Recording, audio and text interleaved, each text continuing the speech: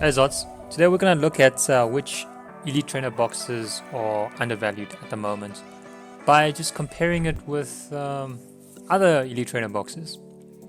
And we're just going to look at two metrics to keep it simple. We're going to look at the set value of that particular set and the current price of the Elite Trainer box. We're going to use TCG player pricing. The dates of the prices are a bit outdated, but similar concepts apply. I'll update the price again, and then maybe we'll do another follow-up to see if it works out. Okay, so let's get started. So what I did was I went and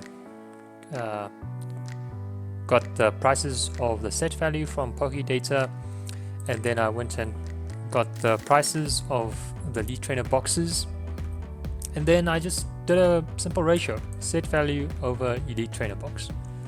And to give you an idea, this is what's happening over here. Sun and Moon base set. The set value is $569. One Elite Trainer box is $129. So the ratio is 4.4. So the logic is the higher the ratio,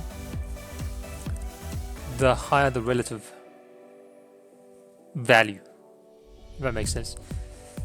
And then we're going to look at what the average ratio is for all the other Elite Trainer boxes. And if this value is below that average, then it's, overvalued. But if it's above that average, then it's probably undervalued. Does that kind of make sense? So just to give you an idea, this is all the Elite Trainer boxes in Sun and Moon, Sword and Shield, and the Scarlet and Violet era, up to Journey Together. Should probably include Destined Rivals, but because Destined Rivals is relatively new, so the prices are probably still a bit unstable. But yeah, I'll probably do that next time. So what you can gather from this is the average value, average ratio for Sun and Moon base set is around 4.04. And essentially all the Elite Trainer boxes which are below this 4.04 are considered overvalued. Now if the ratio is above, I mean there's probably still some room for adjustment to happen. Not to say that the other ones which have a lower ratio will not have future growth. It's just that the growth won't be as large as the ones with a higher ratio. So for example, Hidden Fates, Cosmic Eclipse have a higher ratio. So value wise, they potentially have more room for growth. Okay. And if we include the others, you can see newer sets, the ratio is higher. Particularly, you could argue is because the supply is higher, so individual Elite Trainer boxes are going to be lower. Probably other factors to consider. But Sword and Shield, the average ratio is 8.5, and Scarlet and Violet average ratio is 11. So definitely, yeah, the ratio is increasing over the different eras. And you can see here, Prismatic Evolution set value of 5,578 with Elite Trainer box price of 53 as the ratio. Now that's crazy. So this is showing that right now Prismatic Evolutions is the most undervalued just by this metric, and it has a lot of room for growth, especially after the reprints are done. Now I wouldn't disagree with that. I think that's not inaccurate. I think Prismatic Evolutions is potentially the best set in Scarlet and Violet era. It could even rival most of the sets in Sword and Shield era. Probably just slightly behind Evolving Skies. I think the set value has decreased somewhat recently, but it's still above 5,000. So if we were to take out, let's say, Evolving Skies, just for interest sake, let's see how the other sets would compare. So we took out Evolving Skies. Okay. What am I doing?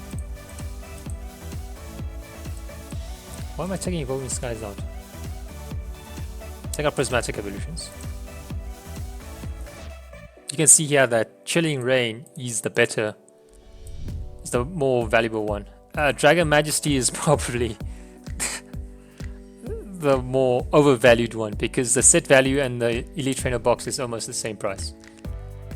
It's just slightly higher. So probably, yeah, it's still room for growth, but the space for growth is probably going to be lower than other sets.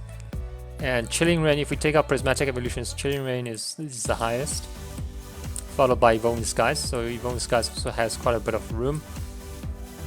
Yeah, so definitely quite interesting. And if we were to look at the Sword and Shield era sets, we have Paldea Evolved sitting at 11, and Paradox Rift 11.99, Twilight Masquerade, Temporal Forces, Surgeon Sparks and Journey Together 10, so not too far behind. Now let's look at individual booster boxes within their own era, so that's probably an easier comparison because different eras have different factors at play. You know, the markets were different back then, etc. So if we just look at the overall ratio, average ratio, it's over here. It's 11 for Scarlet and Violet, Sword and Shield 8.5, Sun and Moon 4.04. Okay, now this is saying if we take the average,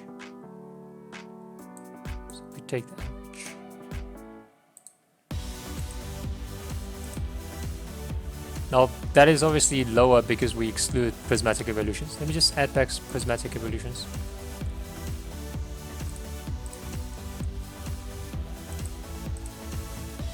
There we go. Okay, it's even better. So this is giving equal weighting to each one of these sets. So the numbers will be slightly different, but it's not too far apart. Okay, so let's focus on Sun and Moon base first. Based on this, average ratio is 4.04 for this era, and currently the one that's probably the most undervalued is Hidden Fates, just based on this ratio, because it's got the highest ratio of 6.73, and followed by Burning Shadows 6.31, and also Cosmic Eclipse. I know Team Up is a really popular set, but the Elite Trainer box price is so high right now that it probably doesn't have as much room to grow compared to the others. You see the set value is nearly 6,000, but the booster box is over 1,500.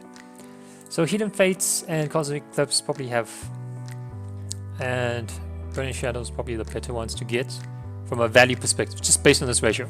Again, none of this is any advice, and this could be incorrect info. Just use this at your own risk.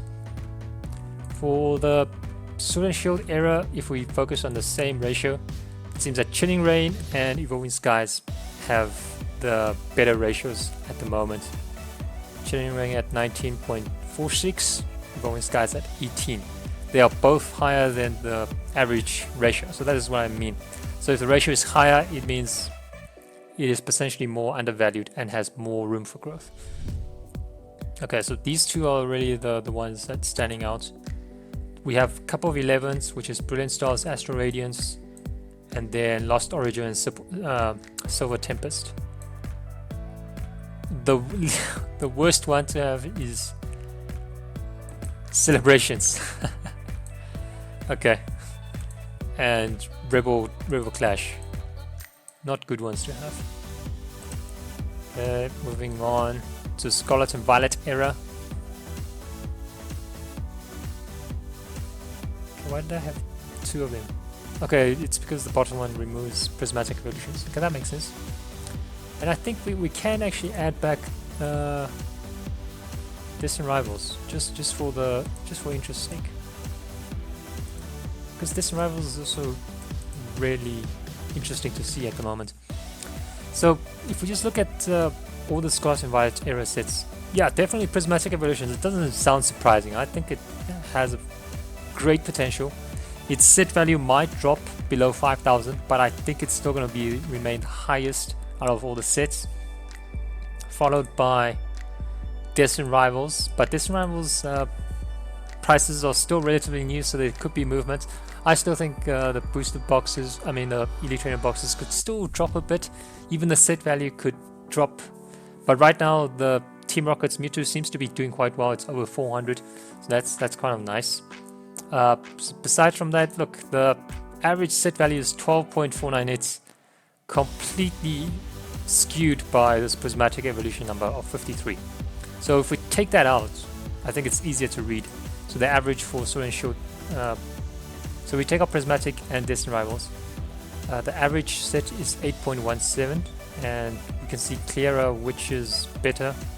We have Paldea Evolved, we have Paradox Rift, we have Temporal Forces, and Twilight Masquerade. And then Surging Sparks and Journey together around 10.